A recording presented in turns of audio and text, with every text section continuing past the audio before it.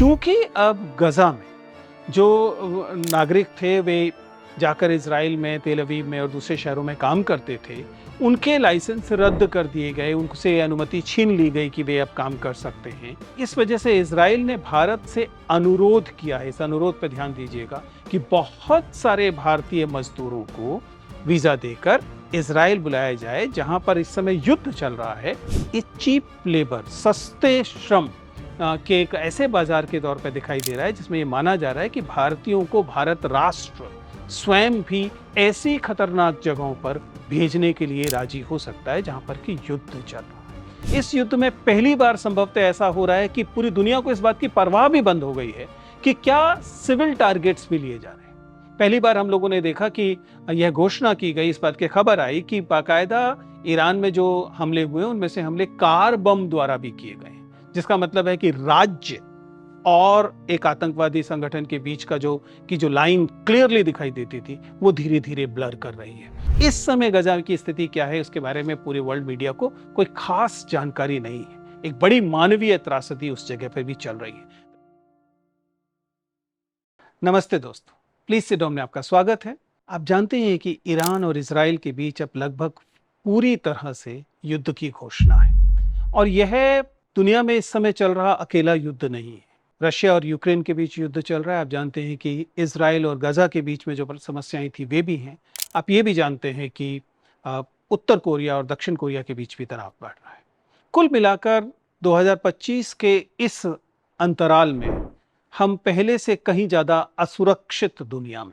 हमने सोचा क्यों ना आज इस बात पर चर्चा की जाए, खास तौर से ईरान और इजराइल के युद्ध को लेकर, कि भारत के लिए इसके निहितार्थ क्या हैं और एक समाज के तौर पर या वैश्विक समाज के तौर पर हमें इसे कैसे देखना चाहिए।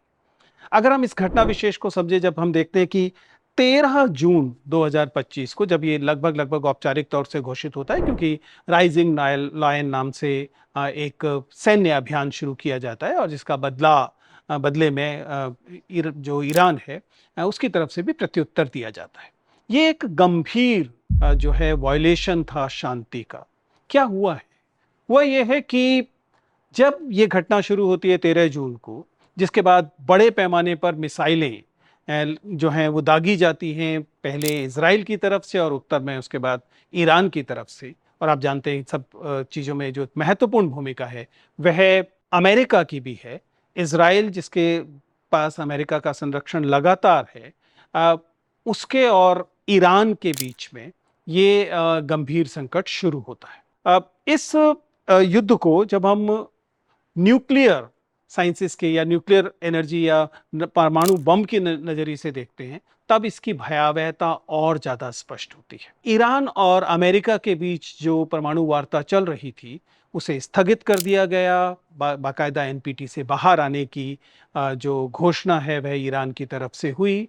और अब कुछ लोगों का मानना यह है कि अब अंडरग्राउंड जो फैसिलिटीज हैं उनमें जो यूरेनियम एनरिचमेंट है वह और ज़्यादा तेज़ी से हो रहा है, जिससे अंततः शायद ईरान के पास परमाणु बम की स्थिति भी जल्दी आ सकती है। और ईरान के पास परमाणु बम होना पूरी दुनिया की शांति के लिए बहुत संकट की स्थिति है। इनमें से बहुत सारी चीज़ें आपके पास पहले से जानकारी के तौर पर मौजूद हैं, लेकिन हम अपने दर्शकों से, खासतौर से उन विद्यार्थियों के लिए जो विद्यार्थी किसी भी तरह की प्रतियोगी परीक्षाओं में हैं, इस पर्टिकुलर मुद्दे पर, इस विशेष मुद्दे पर, जिसे हम केपिन कहते हैं, खबर पर इंटरव्यूअर की नज़र, उस नजरिए से देखेंगे। मैं चाहता हूं कि आप युद्ध में केवल ये न देखें कि कौन से हथियार इस्तेमाल हो रहे हैं, युद्ध में केवल ये ना देखें कि वह जो आयरन डोम है उसकी स्थिति क्या है, क्योंकि इसके बारे में तो जानकारी स्वाभाविक तौर पर आपको मिलेगी ही और सूचना के स्तर पर आप उन्हें परीक्षाओं में हैंडल भी करेंगे।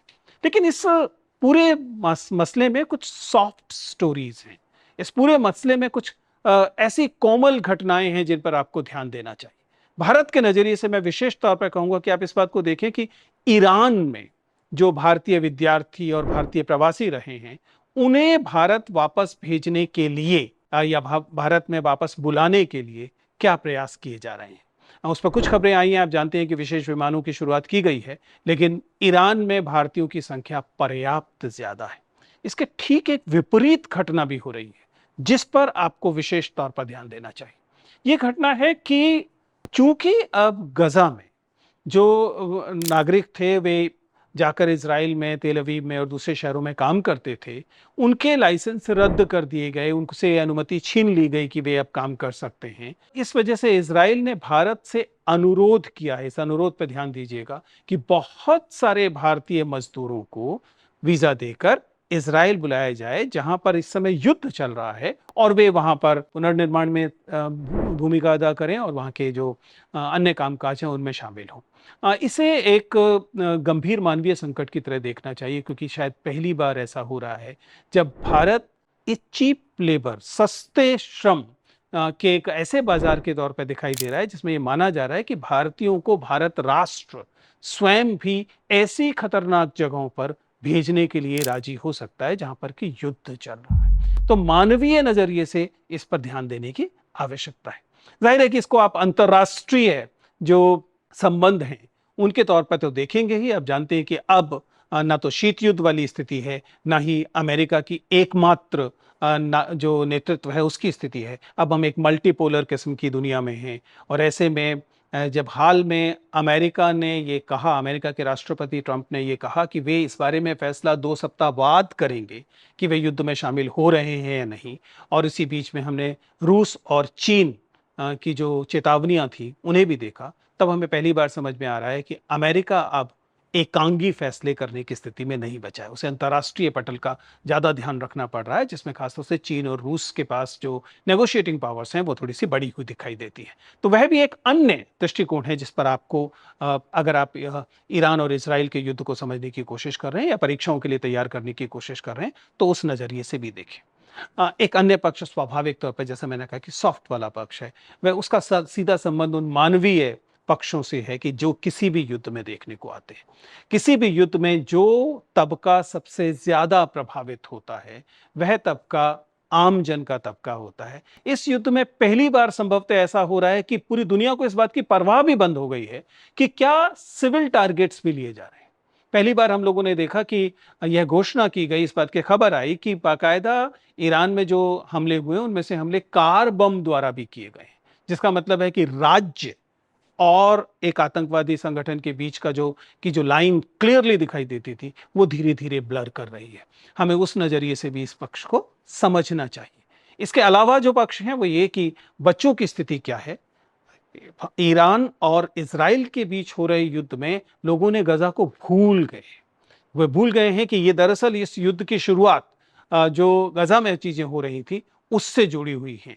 इस समय गजा की स्थिति क्या है उसके बारे में पूरे वर्ल्ड मीडिया को कोई खास जानकारी नहीं है। एक बड़ी मानवीय त्रासदी उस जगह पे भी चल रही है। दरअसल दुनिया में युद्ध कहीं भी हो, उसका मानवीय त्रासदी पक्ष पूरी दुनिया को प्रभावित करता है। कहने का अर्थ यह है कि 13 जून के बाद जो ये युद्ध की स्थितियां आई हैं, इसने हमारे प्रत्येक पक्ष को गहरे तौर पर प्रभावित किया है। यहां यह भी सवाल उठता है कि भारत की अंतर्राष्ट्रीय संबंध के लिहाज से क्या भूमिका होनी चाहिए। पिछले कुछ समय से भारत ने, आप जानते हैं कि हमने यूक्रेन रशिया के दौरान भी ये लगभग औपचारिक तौर पर घोषित किया था कि हम न्यूट्रलिटी को पालन करेंगे, एक तरह की स्ट्रेटेजिक न्यूट्रलिटी थी।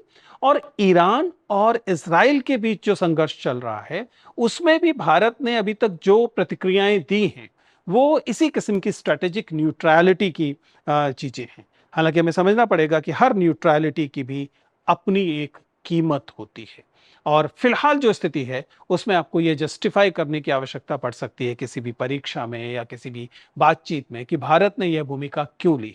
भारत एक समय में लगातार फिलिस्तीन के पक्ष में होता था। भारत, आप जानते हैं कि ईरान का एक पुराना मित्र हमेशा से माना जाता रहा है, लेकिन फिलहाल हम उस तटस्थता का पालन कर रहे हैं जिसकी शायद कीमत बहुत सारे लोगों को अपनी जान से चुकानी पड़ रही है।